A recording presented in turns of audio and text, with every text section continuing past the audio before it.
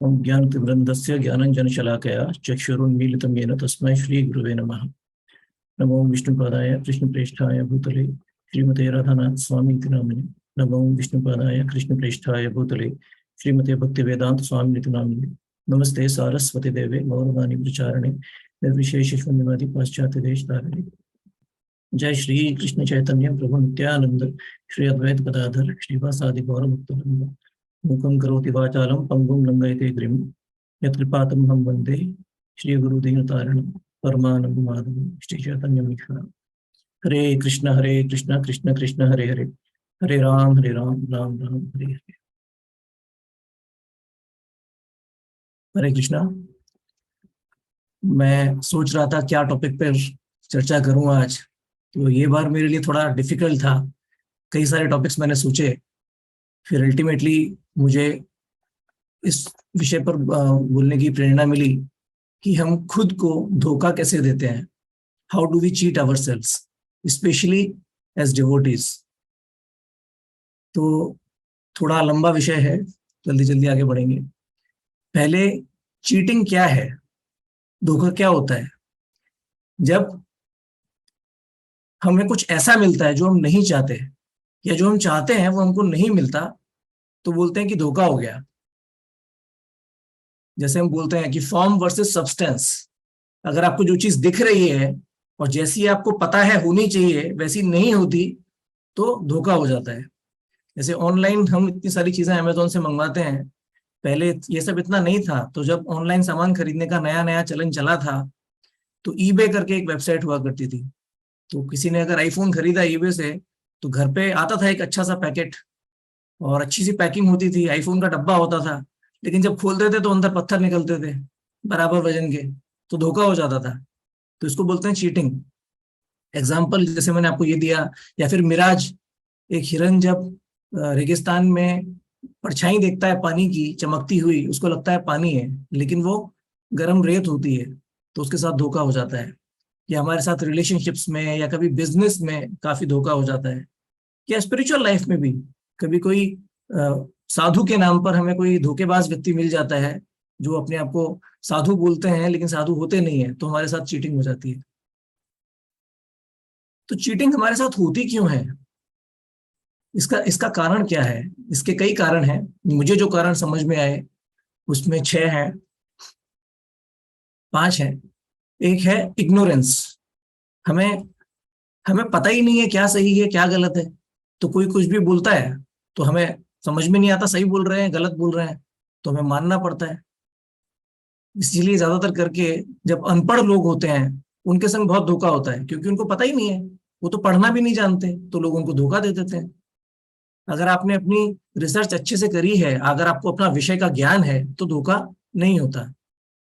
जैसे कई बार अगर आपके पास कोई आएगा कि 1 महीने के अंदर आपका पैसा डबल हो जाएगा, आप यहाँ पैसा लगाइए 1 महीने में डबल हो जाएगा, तो कई बार लालच की वजह से या ज्ञान नहीं होता है तो लोग धोखे में फंस जाते हैं, और डबल तो कुछ नहीं होता, पूरा पैसा मारा जाता है। कई बार भक्तों के संग में हम कुछ लोग ऐसा ऐसा दिखाते हैं कि वो भक्त हैं, लेकिन वो एक्चुअली काफी एनवियस लोग होते हैं। तो उनकी संगति में अगर हम पड़ जाते हैं तो हमारे संग धोखा हो जाता है। वो आपको बताएंगे कि देखो इस भक्त में कितने दोष हैं, ये इस्कॉन में ऐसा होता है, यहाँ पर ऐसा होता है। तो आपकी चेतना को प्रदूषित कर सकते हैं, पूरा पॉल्यूट कर सकते हैं हमारी कॉन्शियसनेस को, अगर हम अपनी एसोसिएशन को ढंग से ध्यान से नहीं चूज कर रहे हैं। लेकिन जब हमें ज्ञान ही नहीं है, हम इग्नोरेंस में है, तो हमें पता ही नहीं चलेगा क्या सही एसोसिएशन है क्या गलत एसोसिएशन है। तो first reason is ignorance. Second is, हमें बाहरी रूप के बारे में ज्ञान है लेकिन सार हमें नहीं पता। वी नो द सिम्टम्स, लेकिन एसेंस के बारे में हमें ज्ञान ही नहीं है। जैसे आईफोन की गिफ्ट रैप के बारे में मैंने बताया, उसी तरह अगर हम किसी साधु के, हम साधु को कैसे पहचानते हैं। हमें पता है साधु मतलब गेरुए रंग के वस्त्र पहने होंगे तो साधु हो गए, तो ये तो उनका रूप हुआ, कैसे दिखते हैं। लेकिन साधु का असली जो सार है, जो एसेंस है, वो ये नहीं है कि वो कैसे दिखते हैं। मोटा मोटा तिलक होगा, हाथ में बीड बैग होगा, गले में कंठी माला होगा। हम कभी रेलवे स्टेशन पे जाते हैं, कोई घंटे गले में कंठी माला पहने हुए कोई भक्त मिल जाते हैं, या माला या तिलक लगाए हुए कोई भक्त मिल जाते हैं, तो मन बड़ा प्रसन्न हो जाता है कि हमने एक भक्त को देख लिया। ये भक्त के लक्षण है, लेकिन भक्ति का सार क्या है, ये तब पता चलता है जब कोई व्यक्ति अपना मुंह खोलता है, जब हम उनसे सुनते हैं। तो हमें पता होना चाहिए कि सार क्या है, ताकि अगर कोई जब अपना मुंह खोले तो समझ में आ जाए कि हाँ ये भक्त हैं या भक्त के नाम पर ढोंगी हैं। तीसरा, हमें सार भी पता है, इग्नोरेंट नहीं है हम, ज्ञान है हमको, लेकिन समय के चलते चलते कभी कभी हमारा ध्यान भटक जाता है, हम सार भूल जाते हैं। जैसे पढ़ाई करने बैठे तो पढ़ाई किस लिए कर रहे हैं, ताकि आगे चल के अच्छा भविष्य बने, अच्छी जॉब लगे, तो भूल जाते हैं क्यों पढ़ रहे हैं, खाली एग्जाम में नंबर लाने के लिए पढ़ना शुरू कर देते हैं। या फिर जॉब कर रहे हैं तो क्यों कर रहे हैं, ताकि पैसा कमाकर फैमिली के लिए कुछ अच्छा कर सकें, अपना अपना भविष्य सिक्योर कर सकें।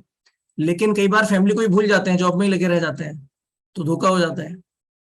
या फिर भक्ति में कभी कभी रिचुअलिस्टिक हो जाते हैं बहुत, कि हाँ ये रूल्स हैं, ये रेगुलेशंस हैं, और रूल्स और रेगुलेशंस में फंस के भक्ति का ये सार भूल जाते हैं कि हम भगवान को प्रसन्न करने के लिए या भगवान की सेवा करने के लिए भक्ति कर रहे हैं। तो एसेंस हमें पता होता है, सुनते हैं लेकिन भूल जाते हैं। या फिर डेस्परेशन, हमें बहुत ज्यादा अर्जेंट रिक्वायरमेंट है किसी चीज की, डेस्परेशन है। अगर आप कहीं पहाड़ों पर चले जाएं, वहां प्यास लगी है आपको और पानी नहीं मिल रहा, कोई आदमी अगर आपको आकर बोलेगा पानी की बोतल है मेरे पास, 100 रुपए की दूंगा, तो आप उनको मना नहीं कर सकते। उसी तरह हम देखते हैं कि कई बार गरीब लोगों का बहुत शोषण किया जाता है, क्योंकि डेस्परेट है वो, तो इसीलिए उनका फायदा उठाया जाता है।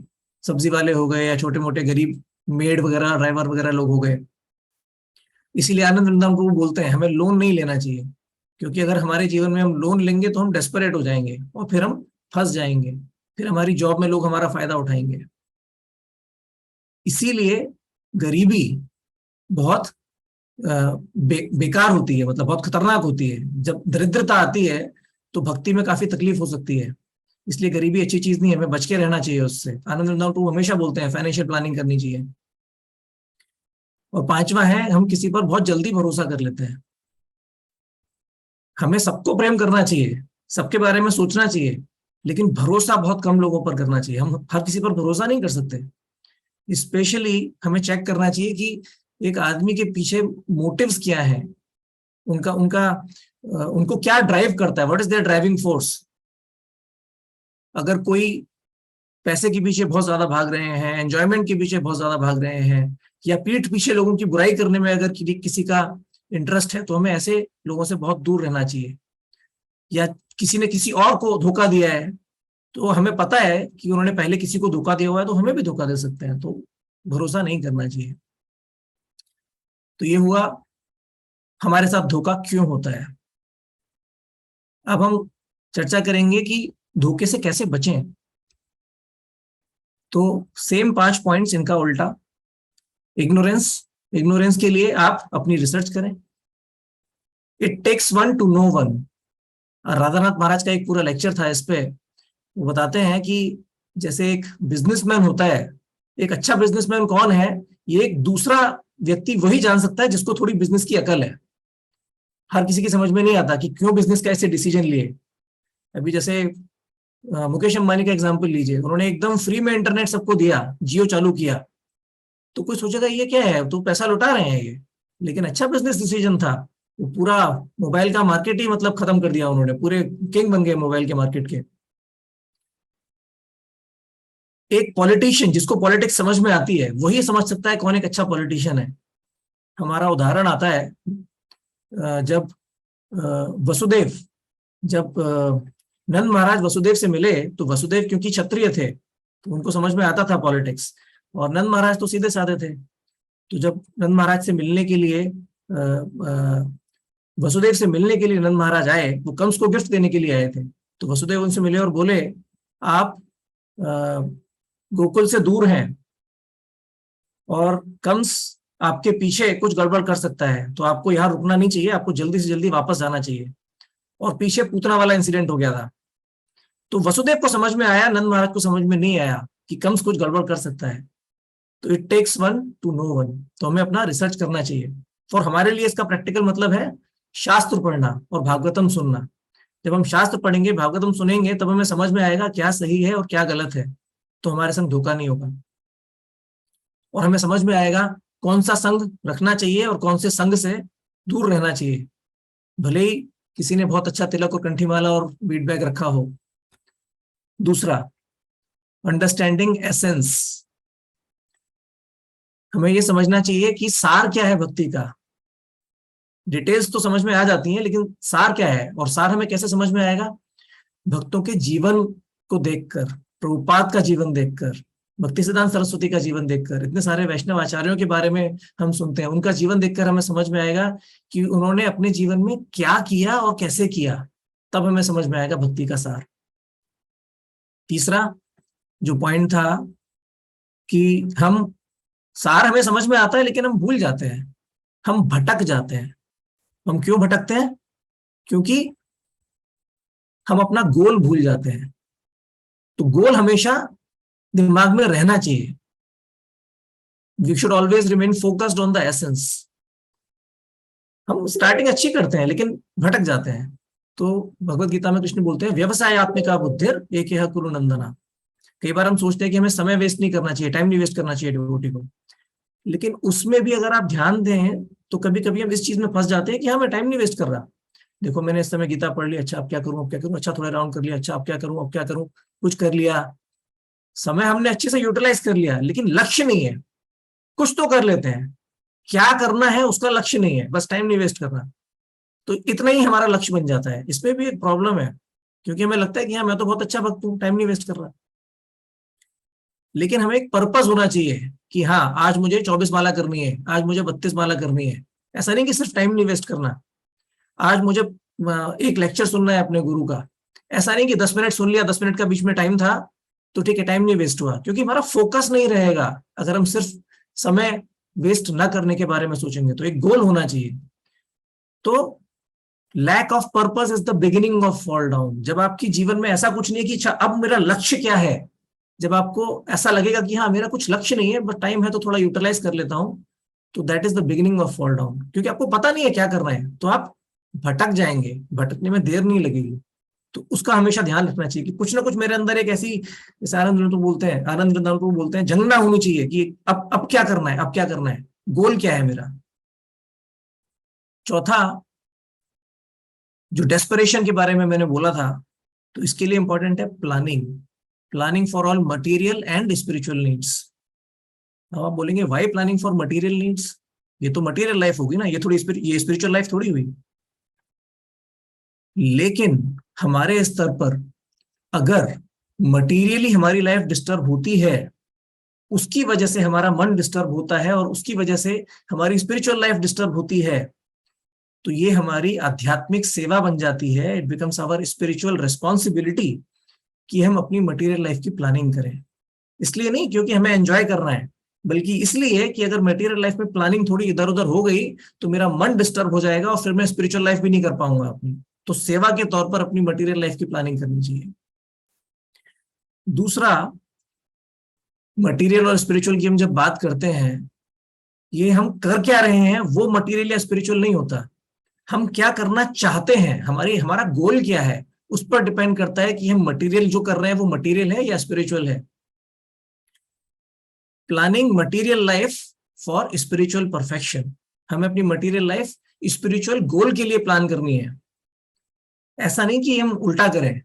कई बार हम भक्ति में आकर बहुत अच्छे से सब कुछ सारे रूल्स रेगुलेशंस फॉलो करते हैं, लेकिन अंदर ही अंदर क्या होता है, पूजा लाभ प्रतिष्ठा, जानबूझ के नहीं करते, भटक जाते हैं, क्योंकि अंदर वही करते हैं ना पूरे इतने सारे जीवन, एंजॉयमेंट किया है और सडनली कोई बोलते हैं एंजॉयमेंट नहीं करना, तो एंजॉयमेंट का फॉर्म चेंज हो जाता है, बस सब्सटेंस चेंज नहीं होता। बाहर बाहर से एंजॉयमेंट बंद कर देते हैं, लेकिन अंदर तो सार तो वही है ना एंजॉयमेंट का, सेवा का। सब सेवा का तो सार नहीं है। हमारा जो सार है वो है कि हम भोगी हैं, एंजॉयमेंट करने के लिए आए हैं इस दुनिया में। हमारे जीवन का सार ये नहीं है कि हम सेवा करने आए हैं या भक्ति करने आए हैं। तो बाहर बाहर से बदल देते हैं और अंदर से वही रहता है, तो धोखा हो जाता है हमारे साथ।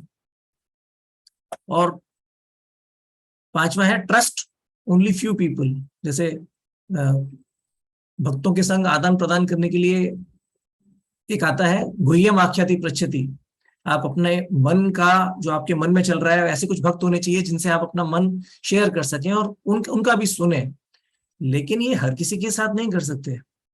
प्रसाद आप हर किसी के संग ले सकते हैं, लेकिन अपने मन की बात आपने हर किसी को बता दी, तो आपको ध्यान रखना पड़ेगा कि किसी ऐसे व्यक्ति को तो नहीं बता दिया जो आगे चल के, अभी तो आपका बहुत अच्छा मित्र है बट आगे चल के फायदा उठाया।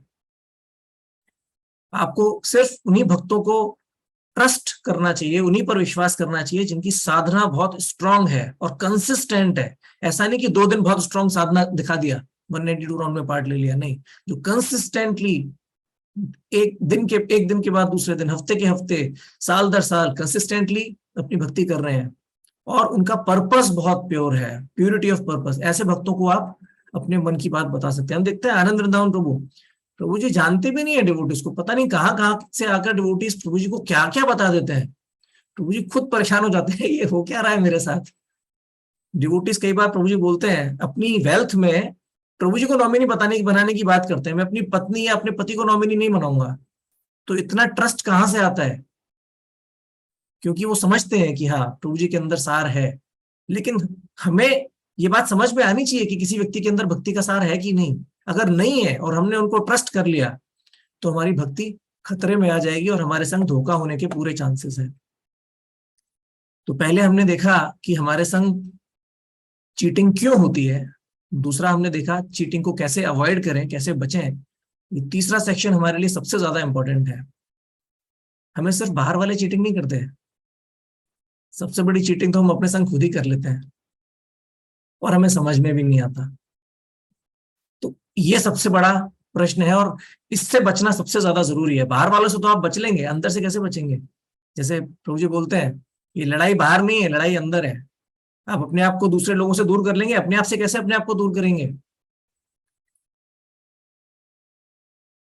हमें कृष्ण मिले नहीं है, हम भक्त हैं, कृष्ण की तरफ जाना चाहते हैं बट कृष्ण हमें मिले नहीं है। बट हमारे लिए जीवन में कोई तकलीफ हमें महसूस नहीं होती। हाँ ठीक है, सब अच्छा चल रहा है, मैं रोज भक्ति कर रहा हूँ, माला कर रहा हूँ, सब बढ़िया है। कृष्ण का दर्शन हुआ नहीं, मन साफ हुआ नहीं, तो परेशानी क्यों नहीं हो रही? Why are we not feeling restless कि अरे कृष्ण कब मिलेंगे, कब मैं भगवत धाम जाऊंगा? आनंद वृंदावन प्रभु के हर लेक्चर में सुनते हैं back to God, back to God, back to God. आप उनसे पर्सनल लाइफ में मिलेंगे तो भी आप देखेंगे उनको हमेशा ऐसा लगता है कि बस भगवान मुझे अभी ले जाए बैक टू गॉड। तो ये फीलिंग हमें क्यों नहीं आती? बहुत कम भक्तों को ये फीलिंग आती है कि कृष्ण कब मिलेंगे। तो इसका इसका रीजन क्या है? हम कैसे अपने आप को धोखा देते हैं? तो कुछ मैंने पॉइंट्स लिखे हैं, ये एग्जॉस्टिव लिस्ट नहीं है, आप अपने हिसाब से भी सोच सकते हैं। ये जो मुझे समझ में आया मैंने लिखा है। अगर आपको ये बात समझ में आती है तो आप ये पॉइंट ले सकते हैं, और अगर आपको नहीं समझ में आता और आपको लग रहा है कि मैंने कुछ उल्टा सीधा बोलने वाला हूं या बोला मैंने उल्टा सीधा कुछ, आपको हर्ट फील होता है तो मुझे क्षमा करें और जो भी मैं बोल रहा हूं उसको इग्नोर करें और आगे बढ़ें और अपनी भक्ति जैसे आपको ठीक लगे आप करें। पहला होता है सर्टिफिकेट मेंटालिटी। जैसे हम पढ़ाई करते हैं तो पढ़ने की इच्छा नहीं है बट मार्क्स 100 में से 100 चाहिए, बिना पढ़े आएंगे क्या? नहीं। तो वहां कॉन्ट्रडिक्शन हो जाता है, मतलब करना भी है और नहीं भी करना, रिजल्ट चाहिए बट उसके लिए मेहनत नहीं करनी, काम नहीं करना बट पैसा चाहिए। ये इच्छा हमारे अंदर होती है, अगर हमारे अंदर ये इच्छा भी है तो मतलब गड़बड़ है, सर्टिफिकेट मेंटालिटी है। हम वो कनेक्शन नहीं देख रहे, पैसे का कनेक्शन काम से है, काम है तो पैसा है, काम नहीं तो पैसा नहीं है, वो कनेक्शन नहीं देख रहे। तो मतलब हमारे अंदर वो चीटिंग मेंटालिटी है, हम कहीं ना कहीं इन दोनों चीजों को काटना चाहते हैं कि कुछ तो ऐसा हो जाए कि काम ना करूं लेकिन पैसा आ जाए। तो फिर इंसान चोरी करेगा, झूठ बोलेगा, डगा डालेगा। तो ये मेंटालिटी कहाँ से आती है? भावना के स्तर पर, चेतना के स्तर पर। अगर हमारे अंदर ये भावना आ गई, ये इच्छा आ गई कि काम ना करना पड़े बट पैसा आ जाए, तो समय का सवाल है, हम कुछ ना कुछ गड़बड़ कर बैठेंगे। तो जब ये भावना आ गई, जब ये चेतना आ गई, जब ये इच्छा आ गई मन में, तो हमें उस इच्छा पे तभी काम करना शुरू कर देना चाहिए, वरना गड़बड़ होनी ही होनी है कुछ टाइम में आगे चल के। तो ये बहुत इंपॉर्टेंट पॉइंट है। हमारी रिलेशनशिप्स की अगर बात करें तो हमें बस प्यार चाहिए दूसरों से, हमें नहीं देना किसी को, सब हमारे हमें देते रहे बस, हमें किसी से कुछ रेसिप्रोकेट नहीं करना, हमें सब प्यार करते रहे। डिवोटीज काफी सेल्फलेस होते हैं, तो कई बार हमारा आनंदनाथ प्रभु बोलते हैं ना, मफत का आदमी हूँ, तो सब लोग आ जाते हैं मेरे पास एडवाइस लेने के लिए कि बस पैसा चाहिए प्रभु जी, कहाँ इन्वेस्ट करूँ। वो पूछेंगे, इन्वेस्टमेंट एडवाइस लेके चले जाएंगे। प्रभु जी इतने अच्छे चैंटिंग के प्रोग्राम कर रहे हैं, प्रभु जी बोलेंगे आओ बैठो जब करो। हाँ मेरा काम तो हो गया, आप क्या बैठो जब करो, मुझे तो इन्वेस्टमेंट के लिए आना था। तो रेसिप्रोकेट नहीं कर रहे हैं, तो प्रभु जी को भी बुरा लगता है कि ऐसा क्यों कर रहे हैं। तो डिवोटी सेल्फलेस होते हैं, लेकिन वो सेल्फलेसली हमारे मन की इच्छाएं पूरी करने के लिए नहीं बैठे। वो हमारे अंदर से ऐसी इच्छाओं को किसी न किसी तरह खींच कर निकाल लेंगे। ये चीटिंग करने की जो इच्छा है, कभी कभी पकड़ के दबोच लेंगे और चेस्टाइजमेंट देंगे कि हाँ बेटा बैठो, अब समझो भक्ति का सार क्या है। आनंद प्रभु भक्तों के साथ बहुत करते हैं, लेकिन मैंने आज तक किसी को देखा नहीं है भक्ति छोड़कर जाते हुए। यहाँ पर भी इतना हम लोगों ने रूल्स एंड रेगुलेशन स्ट्रिक्ट किए हैं, तो जो सही बात होती है वो समझ में आ जाती है। जब बच्चा बड़ा होता है ना, बचपन में तो बोलता रहेगा मैं माँ बाप को छोड़ के चला जाऊंगा, मुझे मारते हैं पीटते हैं, डांट लगाया मम्मी ने, मैं जब बड़ा हो जाऊंगा ना तब दिखाऊंगा। मुझे कभी कभी ऐसा फील होता था अपने पेरेंट्स के लिए, बड़ा हो जाऊंगा तब दिखाऊंगा। और बोल भी दिया मैंने एक बार, तो हंस रहे थे मम्मी पापा। लेकिन जब बड़े होते हैं तो समझ में आता है कि अच्छा हुआ लातें पड़ी, अच्छा हुआ डांट पड़ी, वरना क्या भविष्य हो जाता। और हमने खुद भी देखा है अपनी लाइफ में, ऐसे कुछ लोग जिनके माँ बाप उनको बहुत लाड़ से रखते थे, उनका जीवन बर्बाद हो गया क्योंकि वो रिस्पॉन्सिबल नहीं बन पाए। सर्टिफिकेट मेंटालिटी में इच्छा है 192 राउंड्स में पार्ट लेने की, लेकिन जब हमसे बोला जाए कि आप 50% अटेंडेंस दीजिए, तो प्रभु जी कर नहीं पाएंगे वो अलग बात है, लेकिन इच्छा है कि नहीं।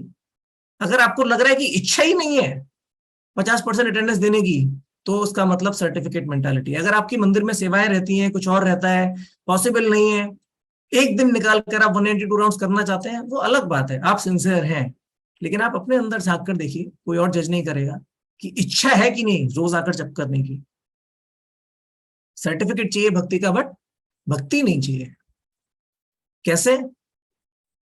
अपने जूम जपा ग्रुप की बात करें, वीडियो ऑफ रखना, या फिर जैसे ही हमने अटेंडेंस का बात किया, हमारे भक्त 50% ज्यादा भक्त बढ़ गए।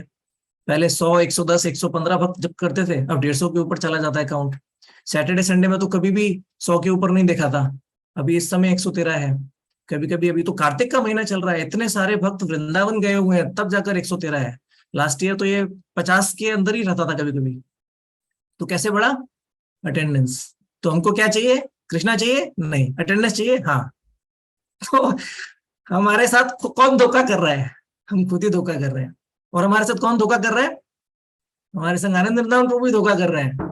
जैसे एक माँ अपने बच्चे के संग धोखा करती है, बेटा कोई इंजेक्शन इंजेक्शन कुछ नहीं, डॉक्टर के पास इंजेक्शन नहीं लगेगा, कुछ नहीं होगा, उधर देख और इंजेक्शन ठोक दिया।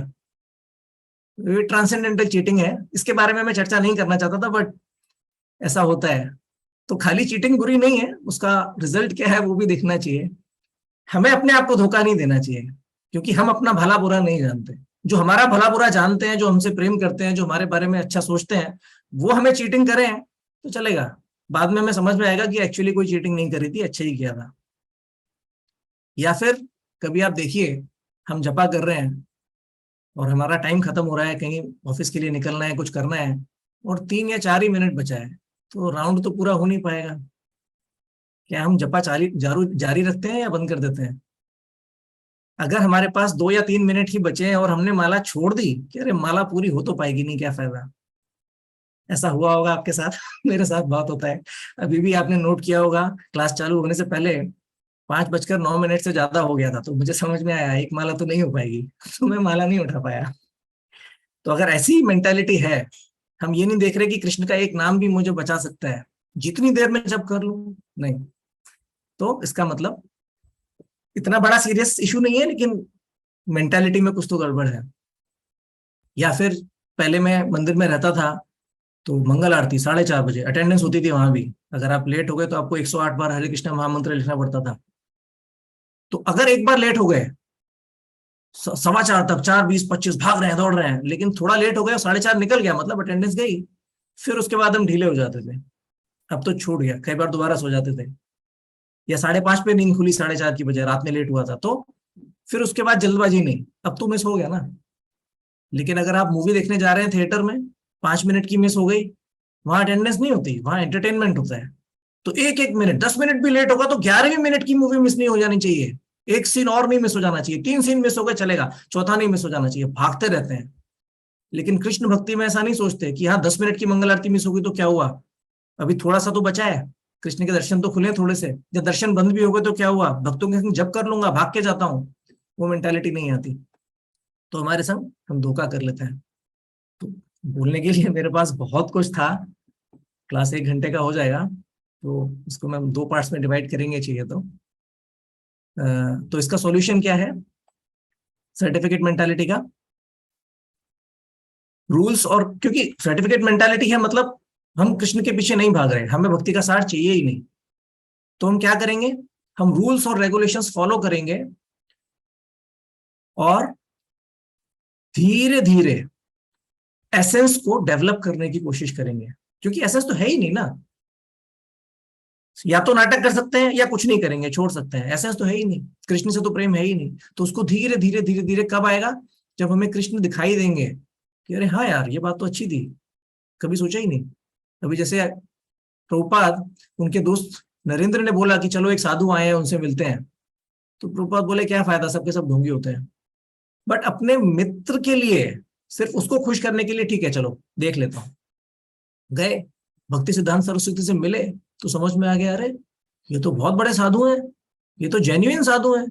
तो उसी तरह हमसे कोई बोलेगा थोड़ा जप कर लो, अरे क्या फायदा जप करने का, जबरदस्ती बैठ गए, फिर किया, तो बात समझ में आई, अरे इससे तो लाइफ चेंज हो जाती है। भक्तों का संग किया, देखा अरे ऐसे भी सेल्फलेस डिवोटीज हैं, तो लाइफ चेंज हो जाती है। कथा सुनते हैं तो समझ में आता है अरे क्या बात कही इन्होंने, लाइफ चेंज हो जाती है। तो उसी तरह हम धीरे धीरे क्लास में बैठेंगे, सुनेंगे, जब में बैठेंगे, सुनेंगे, अच्छे भक्तों का संग करेंगे, सब कुछ धीरे धीरे करेंगे, तो बात समझ में आएगी, यार मैं 15 साल से 20 साल से भक्ति में हूं, मैं कर क्या रहा था, सही बात तो अभी समझ में आई। तो इसका सॉल्यूशन क्या है, रूल्स एंड रेगुलेशंस अच्छे से फॉलो करें और धीरे धीरे धीरे धीरे एसेंस बनता रहे, उस पर फोकस करें।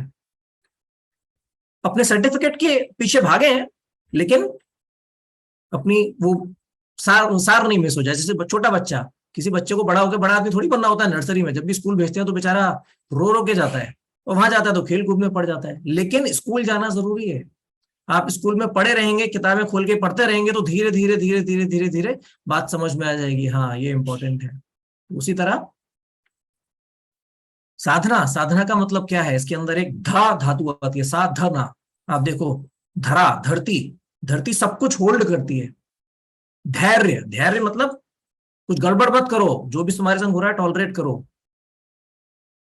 धृति, धृति मतलब डिटर्मिनेशन, मतलब लगे रहो। तो धा धातु का मतलब है होल्ड करके रखना, उसको धर के रखना। श्रुति धर, एक बार सुना और धर लिया, तो साधना। कोई भी चीज, आप साइकिल चलाना सीखते हैं तो बैलेंस, कोशिश करते रहो करते रहो करते रहो जब तक तुम्हारा बैलेंस परफेक्ट नहीं हो जाए। तो हैंडल साधना, साइकिल चलाने में हम बोलते थे हैंडल साधो हैंडल साधो हैंडल साधो, तो साइकिल चलाना। इसी तरह सारे गामा, जब हम म्यूजिक सीखते हैं तो साधने की कोशिश करते हैं, साधना करते हैं। थोड़ा सा समझ में आया, लय पकड़ में आई, सुर पकड़ में आया, तो उसको पकड़ के रखो, लंबा खींचो तो समझ में आ जाएगा, हाँ। फिर धीरे धीरे धीरे धीरे हम उसको ज्यादा लंबा पकड़ पाएंगे। कोई भी चीज हम ऐसे ही सीखते हैं। तो उसी तरह जो भी हमने सुना, जैसे एक छलनी आपके हाथ में है, आपने कटोरी में पानी डाला तो पानी रहेगा, लेकिन छलनी में पानी डाला तो पानी निकल जाएगा। तो हमें वो कटोरी बनना है, छलनी नहीं बनना, पकड़ के रखना है। रूल सार नहीं है, कोई बात नहीं, बहुत सारे छेद हैं, कोई बात नहीं, जितनी देर पकड़ के रख सके, जितना पकड़ के रख सके, तुम्हारे अंदर वो सार आ जाएगा।